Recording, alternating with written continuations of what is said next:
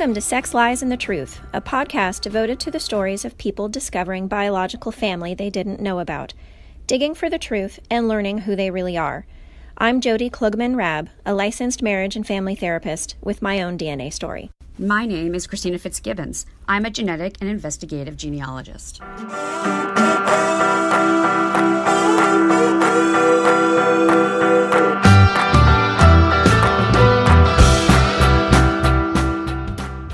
Everyone, we are talking with Skye Nelson, author of the book Living in Flow. He is a physicist. He's very smart.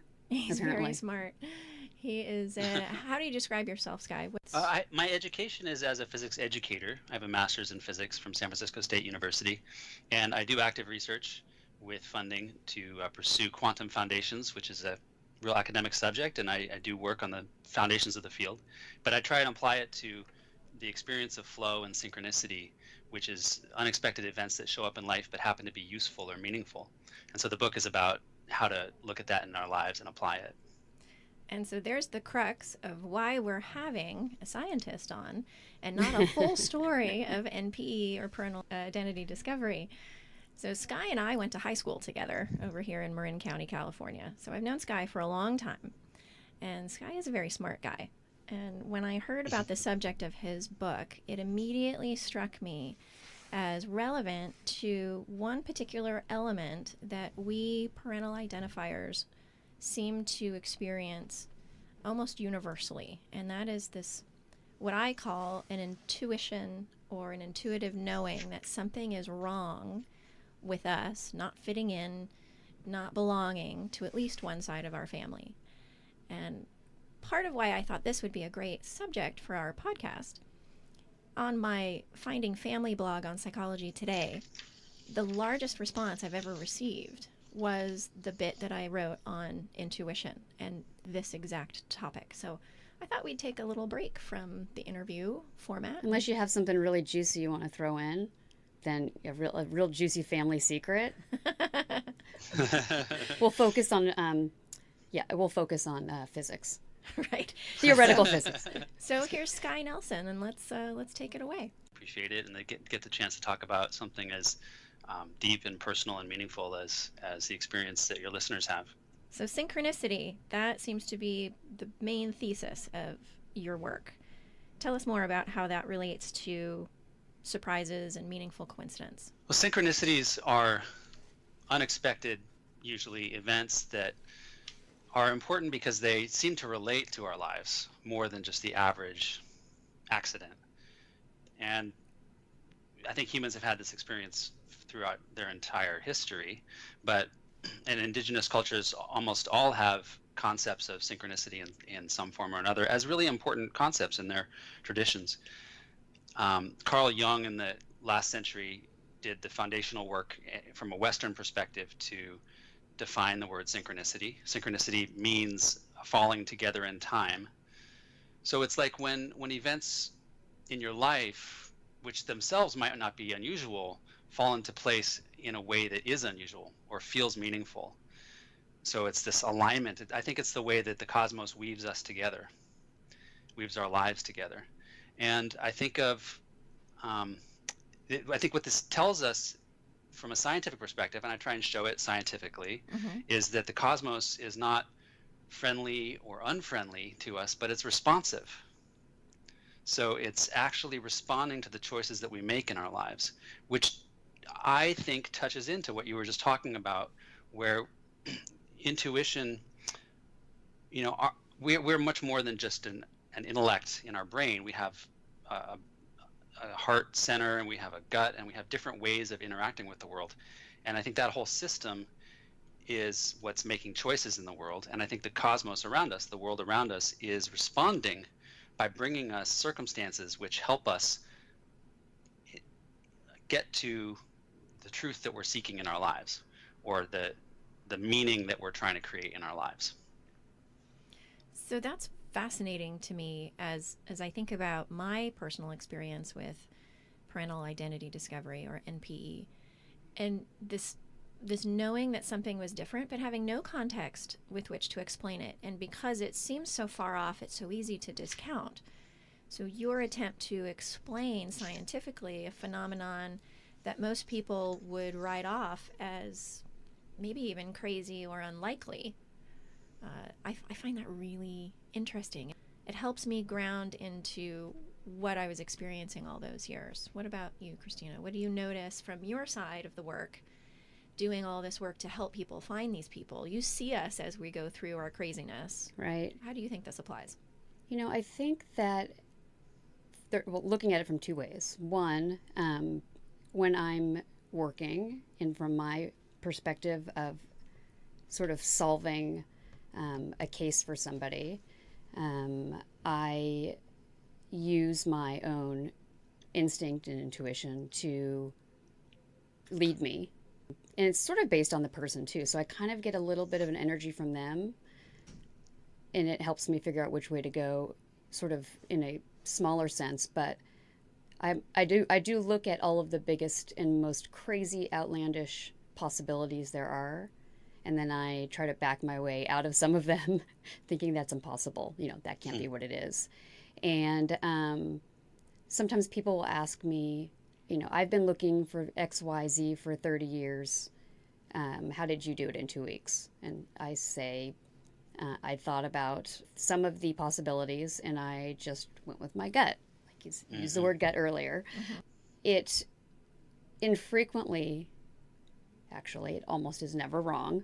I usually am either right or very close to right, or the circumstances are similar to what I was thinking. I'm throwing these ideas out to people because I'm trying to see what their reaction will be if that was a possibility. Then I'm like, they're not quite ready for this one yet. I thought it was hilarious that you use the word gut too. I'm like, that's what I always say. I go with my gut. Yeah. But from the flip side, the person I'm helping, or like you also are using your instinct or intuition to guide you as well. And I think it's more just suppressed, like something. Yes. But you're not quite comfortable either saying it to people or questioning it out loud, sort of that first opportunity to question it.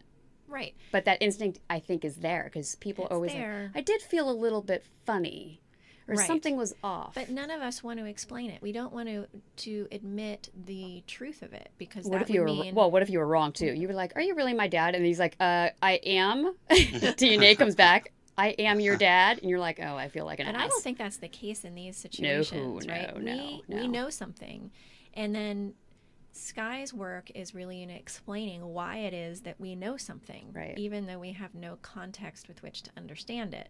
We just happen to know it intuitively. There was a quote that I picked out of your work, Skye, that about Carl Jung.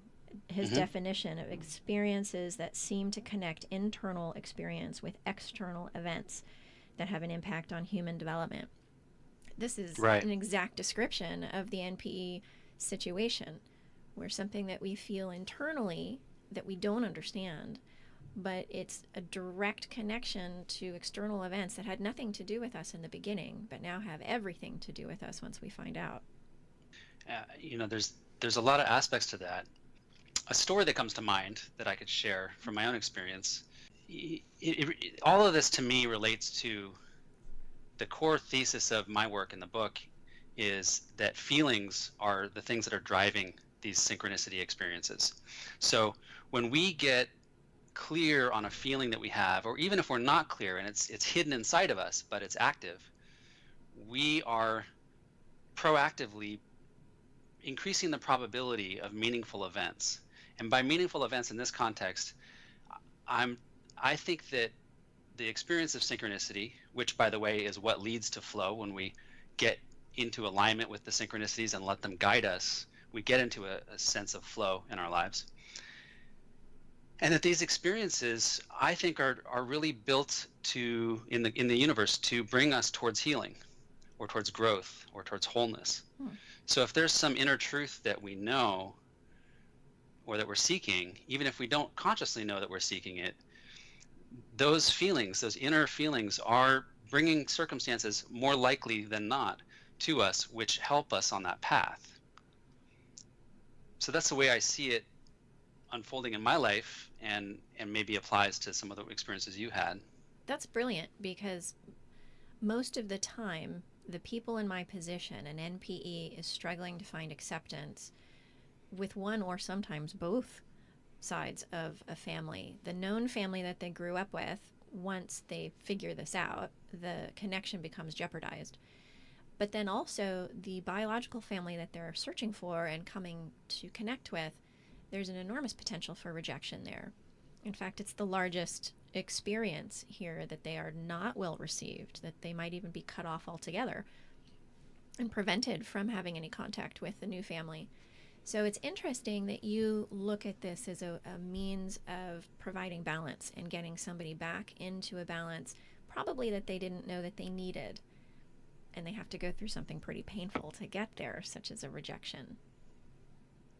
Well, one thing that comes to mind from the book and from the work I do is this concept of building momentum. I call it symbolic momentum, because there's this concept in physics of building momentum, meaning you increase the movement of something gradually and eventually it gets going really fast. And I see synchronicity working in a symbolic way like that, or bringing meaningful circumstances to us more and more as we pursue a path. So if we decide that we're ready to pursue some truth in our lives, and we take steps towards it, even if it's maybe internal steps of becoming ready and willing and journaling, or maybe it's talking to people like you talked to Christina, or doing your own research. But that process sets in motion the increase of likelihood of circumstances that show up in your life to help. And the picture that I use is an apple tree. So in quantum mechanics, we have this structure of a tree that shows up all the time. A tree is a branching of our lives, right? Mm-hmm. So we start at the base of the tree, and as life goes on, different things can happen different ways, and each one of those choices is a branch. So as we go through life, we're really moving along a tree, what I call the tree of the possibilities. And that tree also has, in my model, has apples, and the apples represent the alignment that each branch has or doesn't have with the choices that you're making.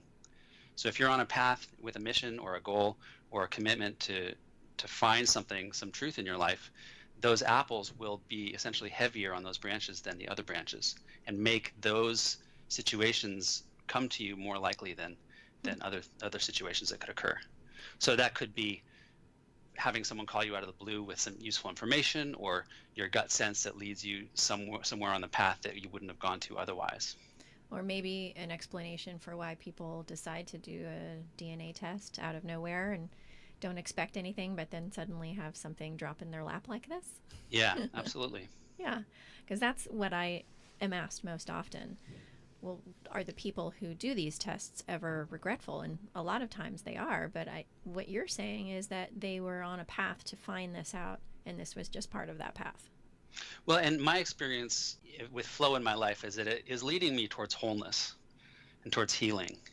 So if there's an aspect of our lives, whatever it may be, that wants healing or that is wounded, then I think this process supports that. And consciously, we may not really want that, but that's the path that really calls to me when I'm doing this work. That makes sense to me. I can tell a story. I referred to a story a minute ago.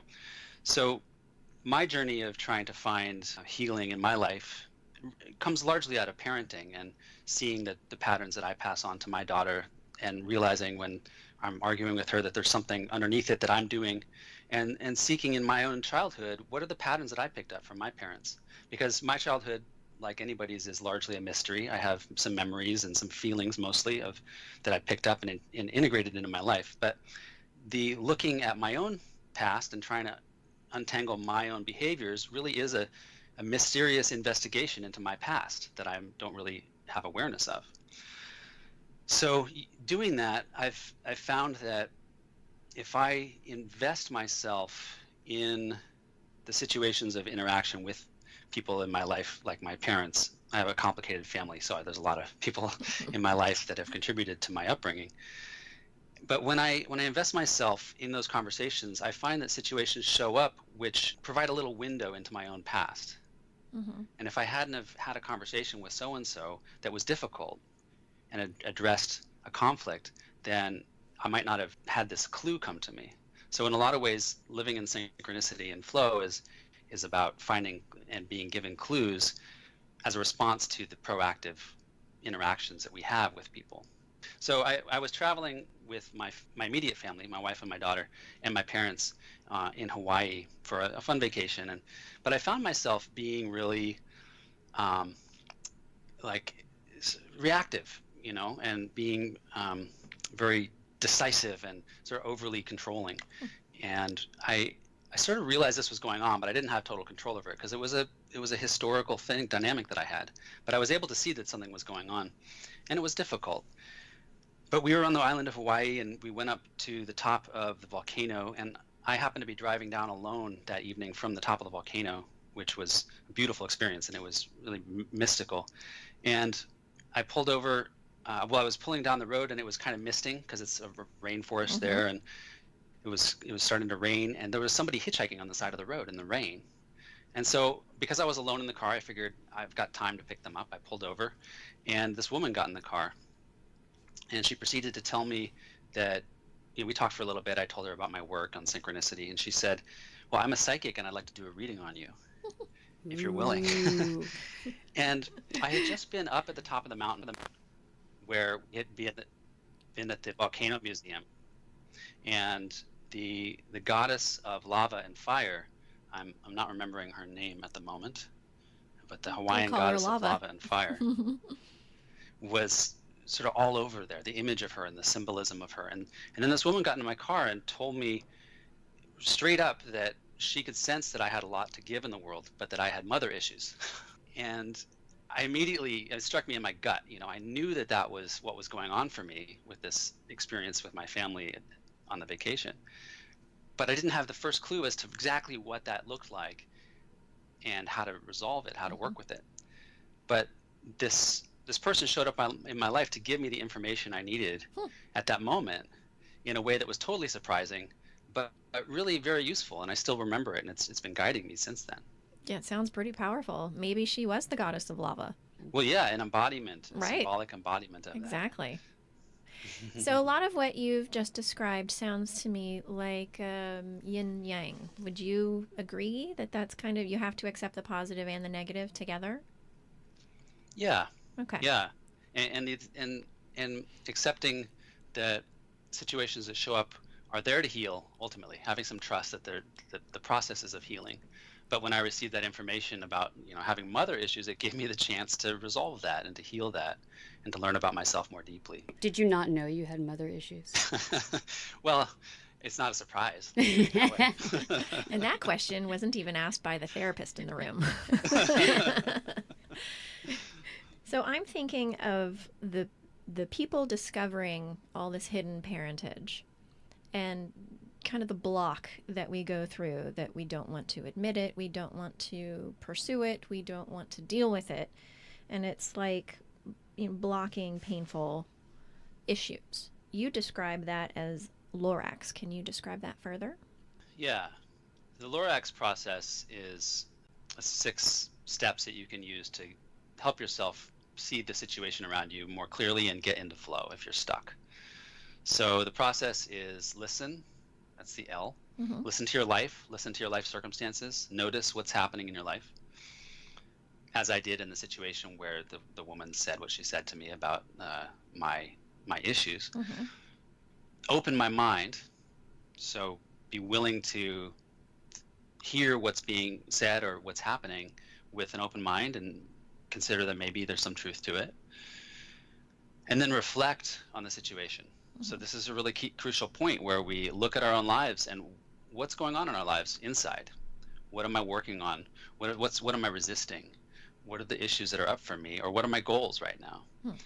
And reflect on how does the circumstance that just came up relate to those goals or those issues. And from there, we might have some more clarity on how to best move forward. The next step is releasing. It's the second R. And releasing can be important if we do have a resistance to moving forward or to gaining the information that we think we want. We might be resisting it at the same time. And so releasing is a deep process that I think relates to grieving. And once we've done those 4 steps, we can then take an action that's more aligned with who we want to be and where we want to go as a whole person.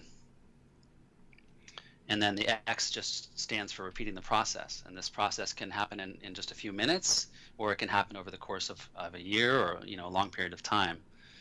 So the steps are just meant to help look at life more open-mindedly and find opportunities for action to step in and do something. I love that you mentioned grief, because it's such a central experience to the NPE journey. Christina, you acted as my grief counselor while we were going through this. I spoke to you more frequently than I spoke to Ben sometimes. And I wonder what it's like for you in that position. In terms of dealing with people's grief?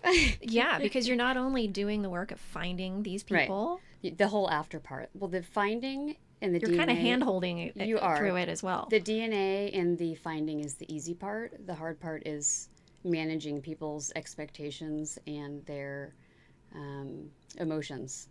And sometimes people aren't, actually, I will not start their case or take their case if they aren't equipped with enough. Like a support system? Just a mindset, really. Oh, okay. Just the ability to think through the possibilities and be okay with whatever they are. A lot of times I'll say, well, what would you do if? And then I'll say the most crazy things that I've heard or had happen. And they're like, well, that's not going to happen. I'm like, it might happen. That was it's me. happened before. That. Yeah. So, and in fact, you guaranteed that it would happen. I was like, oh, there'll be something good. Well, everybody has something good. Everybody's got something juicy, even when you're not looking.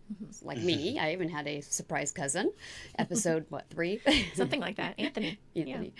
I think that the stress of what it takes to do this, I do think you have to be in the right place at the right time for yourself emotionally to start it, or it really can make a disaster out of the whole experience. It can really blow up if you aren't ready for any of the possible good and bad. Good and bad, opportunities, things that are great. Some people aren't ready. They aren't ready to have so many people be positive and responsive in their life. Oh my gosh, they're so overwhelmed. And that's another thing. I tell people, well, what would you do if, you've been dreaming all this time to meet who your real father is, and what if you do and he says, call me Dad? And you're like, well, I'm not really going to call you Dad. I was just going to call you Bill or whatever, I do think that it is definitely the most difficult part of the job, and I usually will call people out and be like, I don't know. I wouldn't do it right now if I were you. Oh. So. Okay. People are always like, did I pass? And I go, not yet. You're getting there. I never got the feeling that I was being screened. Now I know. Oh, you were being screened. You were being screened, because I don't want any rebellion either during the whole thing where people say, well, I don't want to do that. No, I don't really want to do that. It's not even possible for that to be the case. Can have people block in my action? No, because if you're going to do the work, you need to be allowed to do the work. I do, and I need to be able to look in places that people would not expect me to, or call people out that they're like, well, wait a second, I'm sure my mom didn't know X, Y, Z, and I'm like, oh no, I remember being in that position saying, I don't think my mom knew, and you're like, oh no, she knows. She knows. How could you not know? So back to the LORRAX concept, I'm struck by sometimes we block the flow by trying to avoid painful circumstances, but then often if we work through it, we get that release and we are healed. So throughout my life, I have felt completely disengaged from my dad's side of the family, the birth certificate dad who raised me. Which birth certificate? Well, I know that the general term is birth certificate dad. I don't want to confuse things because I haven't actually talked about my story in its entirety on this podcast. I have 3 dads, but I'm only going to ever refer to 2 of them. Got it. The last 2. Right. Let me see which one. Okay, got it. Okay, now I'm with you. You're right. So it was a source of horrible pain for me for a number of years, and I tried to deal with it by going to therapy, but because I would try and re-engage with the family searching for some sort of acceptance, I kept coming back up against the rejection and not fitting in. And lo and behold, I was very surprised by this process being the one thing that healed all of that. And miraculously, I have been able to move past that stuckness and now feel completely different, freer. So I That's feel really like interesting. I've lived that's that. my experience with grief as well. I think that flow is really leading us towards healing, towards wholeness, and circumstances that show up, kind of like Christina was saying, if we set off on that journey, not only you, Christina, but life is going to bring answers that are useful. And sometimes that means going into grief, going into circumstances that trigger wounds that we've got from earlier. And if we're unwilling to feel that feeling of grief, if we resist it to the point of pushing it away completely, it can stop flow. It can stop the next thing from happening. It can stop the natural movement of this process through to the next thing. And so a lot of times I talk to people who say that avoiding pain is really the biggest obstacle for them to get into flow, because flow does lead through the whole human experience. And if we stop it right when it gets to the difficult stuff, then it also stops it from moving forward into the other stuff. That sounds like a really important message for our listeners. Don't So I have a avoid the reading from pain. the book that I can share. Please do. Our grief allows us to let go of what is holding us back from living fully authentic lives. An important step is allowing ourselves to feel the grief of loss, whether it's the loss of a relationship with a person we loved, the loss of ecosystems or creatures, or the loss of a profession, a way of life, or an opportunity. When we open to the full range of our experiences, we can also reconnect with our ability to feel joy, to feel gratitude for what we have, and to sense our own power to direct our own lives. That's beautiful. Do I have to feel grief for all creatures? Well, do you? No, not all of them. Some of them I'm glad to see them go, like mosquitoes. They must serve a purpose. They don't. They transmit disease. Well, that's their purpose. Population control. Yeah, that's true. This process is personal. So each person we're looking for, what do I actually feel? What do I authentically feel? I'm not trying to make up that I feel grief about something, but really trying to open to what's really happening for me in that process and allowing that. A lot of people have a very difficult time opening up like that. People are very private about, things that are painful as well, or mistakes they've made along the way to that. So Because I think of the connection to shame. yeah. I'm for some reason I'm thinking of the family members of our NPE interviewees, right? And the family members that are trying to control what is going on, The narrative and everything. trying to control the story and the narrative and who has access to whom and all of that. It's And it's not even sometimes related to them in any way. They just happen to be, sometimes it's a stepfather who's not even your father. right. But there's some sense of shame, or if I'm out of control, then this thing is going to fall apart, and I have to be in control of what's going on around me. If I understand, Sky, your meaning is we need to be able to live in flow, we need to give up that control and just follow the signs as they come, even if that leads us into the fire of pain. And ultimately and a lot of that times will be those healing. signs are inside ourselves. So I really see synchronicity as a reflection of what's going on inside. So it's not just about diving into whatever life tells us to do, but it's about seeing these outer circumstances reflecting on how they really feel in my gut or in my heart. That would be the intuition, right? That's the intuition part. Okay. So synchronicity isn't something to follow blindly. The universe doesn't guide us necessarily down the right path. It guides us where we're heading. So the intuition and the checking in inside is really important to make sure we're heading where we want to go. I thought that was a really interesting notion that you put forth in the book. It's not God trying to tell you something, it's you trying to tell you something. Right. I think that's really important. It's not this random external thing that's happening to you for no reason. There actually is a reason, and most often it's going to be some sense of peace that you were searching for, but you didn't know that it would come from this direction. Yeah, that really resonates for me. A lot of times the solutions to my problems or the information that helps heal me about something comes from a really unexpected direction. Mm-hmm. And the cosmos, the theory is that the cosmos is responsive to us. most and specifically to our feelings, our inner state. And so becoming aware and choosing consciously what that inner state is, or which aspects of our inner state we choose to feed, really affects, I think, the types of circumstances that show up. Do people But we shouldn't follow all of them. Well, I was going to ask if people confuse, or if you use the words like serendipity or fate or chance or any of those things. Good question. When I hear those words, or some of your words, I think of those as well. Like, people like, it was fate, or it was supposed to happen, or are those completely separate items? They're not separate, but they're not the same. I think of this as a dance with circumstance. So when you have a dance with somebody, you're not fated to end up in some part of the room, or the whole thing is this alive process that isn't predestined, and yet there's something about it that's alive and connected. So flow is like, it's where fate and accidents meet. We can't say something isn't fated, because it does have a lot of meaning, and it does direct the whole flow of our lives for the future sometimes. Like an accident, meeting the right person at the right time can redirect the whole path of our life history.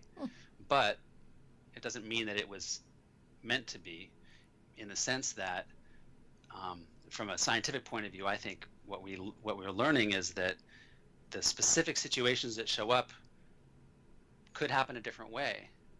But because there's so many apples on this tree that we could get to, we know that we'll get to some apple at some point. So there's a trend towards meaningful experiences, but the specifics are not predictable. That reminds me of how I met my husband. Happened to meet my husband at my dad's funeral, which is kind of synchronicity at its finest, yes. Yeah. What was that like? Terrifying, because I didn't know what was going on around me, just because of all the grief. It wasn't actually at the exact funeral. It was the week later. In the Jewish tradition, you have different benchmarks in the grief process, and this was the first one. And I happened to be going through finals in college as well, so I was overwhelmed, and I didn't really pay attention to the connection that I had with Ben at the time. But if you talk to my father-in-law, he would absolutely advocate for this has meaning, and the universe just came together, and because he was there at the time, and swears that there was some sort of electrifying connection. That's wonderful. Yeah. But one of the things that's really confusing about grief, I think, and keeps us from being able to allow it and release our resistance to it, is that it really is about flow. We can feel emotions that just feel really inappropriate. We might feel guilty for feeling joy at some point. We might feel shamed for crying or expressing emotion, and that's really hard and can be confusing. But I think flow is really inviting us to honor where our experience is taking us, and trust our body and our intuition, our somatic experience. And when we do that, we can clear out the set of feelings that come, which are a mix, like I said, of joy, fear, sadness, all sorts of pieces. And when we clear that out, it can help us get back into a sense of flow that is proactive, and where we have a sense of ownership over our life again. I'm reminded of the term inalienable bond of biology, which is a way of understanding the pull to what is biologically yours without having any conscious awareness of that. And that's a big part of the adoption work that's been going on for years. I'm reminded of Dani Shapiro's book, Inheritance, where she described it as her native country, that her biological dad felt like her native country. The dad who raised her, that she grew up with believing was her dad, really felt like home. And this seems to all be kind of related to that inalienable bond of biology, that you're just pulled towards knowing yourself and all the biological components that go with that. How would you relate that to the concept of flow and synchronicity? I love the metaphor. That really, and I think metaphors can really help in understanding how something's impacting us. Synchronicity in Carl Jung's perspective, and I really align with this, is really based on a symbolic aspect to the cosmos that we live in. The physical circumstances that show up in our lives, it's not actually that important what those physical circumstances are. What's important is what they represent symbolically for us. So if the tables and chairs in a room can be arranged in a certain way, and it doesn't totally matter at the level of atoms and molecules, but if the person that ends up sitting next to you is someone you really could benefit from meeting, let's say your future husband, then that's a really different circumstance from a meaning or symbolic perspective than if he's seated at another table. From an atoms perspective, it's pretty similar. Like you just shift a few atoms over this way by 10 feet. But from a meaning perspective, it's what I call a singular event on the branching tree. It's one of those branches where going right on the branch is really different from going left on the branch. And those are really key moments that are symbolically important. So I think that the symbolism of that the world outside is a symbolic representation of the meaning that we're making in our own lives. And I think that aligns with Carl Jung's perspective as well. I wanted to ask about the musical instruments he plays, because apparently he plays a lot of them. Yeah. And Sure. in the music as well. I know that you are a musician. Yeah, I am. I've been doing that my whole life. And music for me provides a way to, I've never been able to give it up. Let's put it that way. It's like part of who I am at an emotional level and a spiritual level. So as much as I've tried a few different careers in my life, I can't resist coming back to the expression through music. And part of that is that it really aligns for me as a way to experience flow. In music, it's obvious that flow is important, because if you're not really thinking about the next note you're going to hit, you're feeling it, and you're adjusting to other players or the people in the room as you go. So one of the things I love about flow is that you can't rely on preconceived plans of how everything's going to go. You have to be willing to let go of control sometimes and then take control sometimes in order to interact. And it means you have to really deal with whatever's in front of you.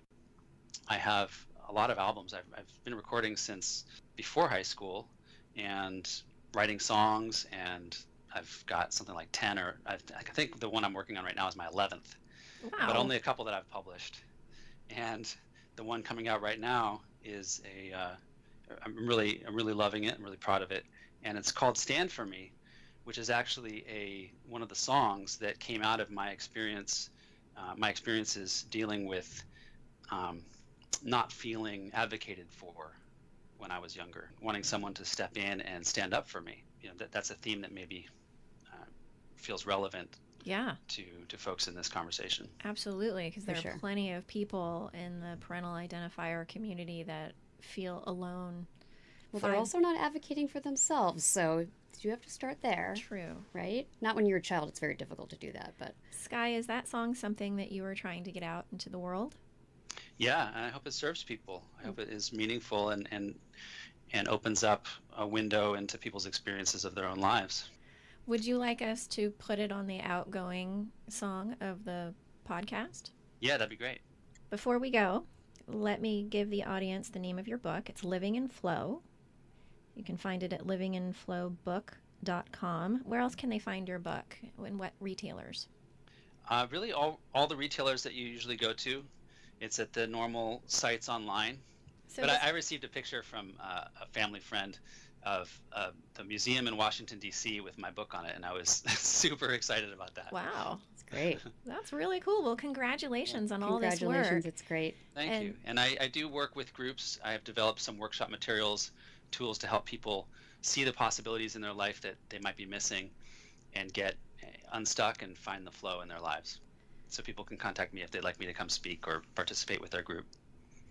Yes. Thank you. And when, for the local people in the Bay Area, Marin County specifically, when are you at Book Passage?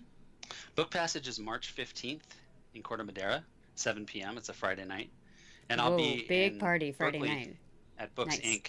on Shattuck in Berkeley on March 5th, which is next Tuesday. Well, I know I will be at the Book Passage one on March 15th with another one of our high school friends. So Wonderful. all y'all want to come out and say hi to me, at least in person. Maybe Christina can make it too. I'll swing by. Woohoo! Great. I'd love to meet you. And I'm doing some trips to Vancouver, BC, and Indianapolis and Michigan and some other places. So if you want to find out where I'm going to be, you can look me up at Facebook, Sky Nelson Isaacs, and I've got all my events up there. Well, hopefully you'll add something in Romania, because we're evidently big. We are big in Romania. We are for some really, reason. yes. That's wonderful. All right. Thanks, Sky. Thanks for your time. Thank you. Bye. Bye. I will not be minimized, shrink my size, or avert my eyes. For that has been already tried, and the less I need, the more I disappear. I depend on you, there's nowhere I can go. I'm counting on you, and I need you to stand for me. Give a thought to what I need.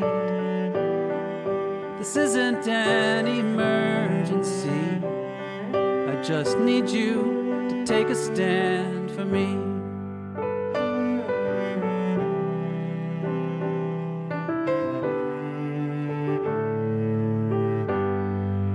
You have found a garden you can go to shut her out, the pain you know. But that leaves me here on my own to face the tyrant that is standing in the door. I believe in you, I've seen your courage shine when it needs to, and I need you to stand for me. Give a thought to what I need. This isn't an emergency. I just need you to take a stand for me.